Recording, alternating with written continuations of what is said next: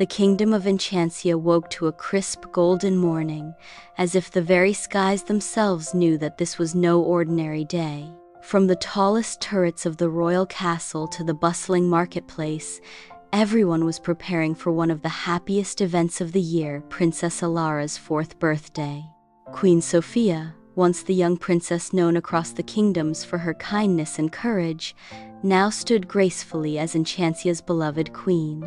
She was as warm and radiant as ever, her amethyst necklace gleaming against her royal gown. Her life had changed so much since her days at royal prep. Now, alongside her devoted husband, Prince Leo, Sofia ruled Enchancia with wisdom and compassion. But today, Sofia wasn't thinking about matters of state. She was thinking of her little girl, Princess Elara. The castle halls were filled with soft sunlight when Sofia tiptoed into Elara's room, carrying a tray of sweet breakfast treats, fluffy pancakes shaped like hearts, a cup of warm milk, and a vase of pink wildflowers. "Good morning, birthday girl," Sofia whispered, brushing a curl of golden brown hair away from her daughter's forehead. Elara stirred, her violet eyes blinking open with sleepy delight.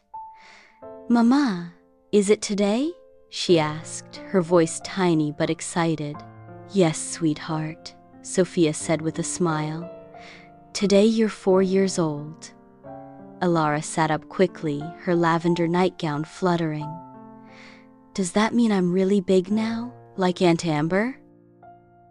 Sofia chuckled, helping her daughter climb out of bed.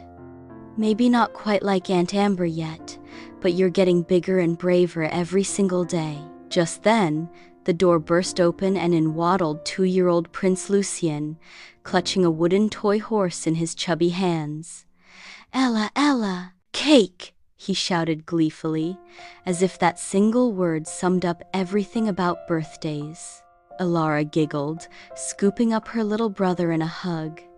Despite their small age difference, she adored him, and he followed her everywhere like a loyal puppy. In the courtyard, Prince Leo waited with a wide grin. With his wavy golden brown hair and warm hazel eyes, he still carried the charm that had made Sofia's heart skip a beat years ago. Beside him stood a stable hand holding the reins of a tiny white pony adorned with ribbons and flowers. Elara gasped when she saw it. "A pony? For me?" Leo knelt down to her level. "Happy birthday, my brave little princess," he said, lifting her onto the pony's back. "She's gentle and kind, just like you. Her name is Moonpetal."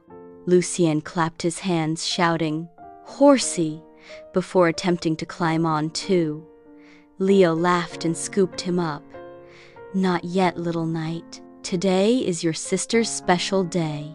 By midday, the castle courtyard was transformed into a wonderland of colors and music. Enchanted streamers floated in the air, changing hues with every breeze. Tiny whisperwings, the magical butterflies of the royal garden, glittered in the sunlight, fluttering around the tables stacked with pastries and fruit. Amber and James had arrived early to help with the decorations. Princess Amber, ever stylish, wore a shimmering gold gown and handed Elara a beautifully wrapped box. "Inside is your very first royal tiara," Amber said proudly. "A princess must look the part." Prince James, still as adventurous as ever, presented Elara with a small wooden shield painted with her name. "Every princess needs a bit of knightly courage too," he said with a wink. Cedric the sorcerer, now much kinder, though still slightly bumbling, brought a special magical performance. With a wave of his wand, he conjured a rainbow-colored fountain of sparkles that rained down like stars. "Happy birthday, young Princess Elara," he said, surprisingly heartfelt. Sofia wanted this birthday to be unforgettable.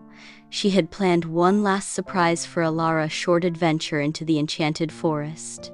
"Would you like to see where the Whisperwings are born?" Sofia asked, taking Elara's hand. Elara's eyes widened. "Yes, Mama, please." With Leo carrying Luciene on his shoulders, the royal family entered the enchanted woods, guided by glowing lanterns that lit up on their own. They reached a clearing where hundreds of whisperwing cocoons shimmered like tiny jewels on the trees. Suddenly, one cocoon cracked open, and a brand new whisperwing emerged, its wings a dazzling violet. It fluttered around Elara and landed gently on her finger. "Look, Mama," Elara whispered, awestruck. "She likes me." "That's because you have a kind heart," Sofia said, kneeling beside her daughter. "Kindness always attracts magic." As evening fell, the family returned to the courtyard where a grand cake awaited 3 layers of vanilla and berry cream, decorated with sugared roses. Everyone gathered around as Elara prepared to blow out her candles. Leo held Luciene, who was already trying to poke a finger into the frosting. Sofia gently placed a hand on her daughter's shoulder. "Make a wish, my love," she said softly. Elara closed her eyes. "I wish for our family to always be happy together," she said, before blowing out the candles in one breath. Sofia felt her heart swell with pride. She leaned down and kissed Elara's forehead.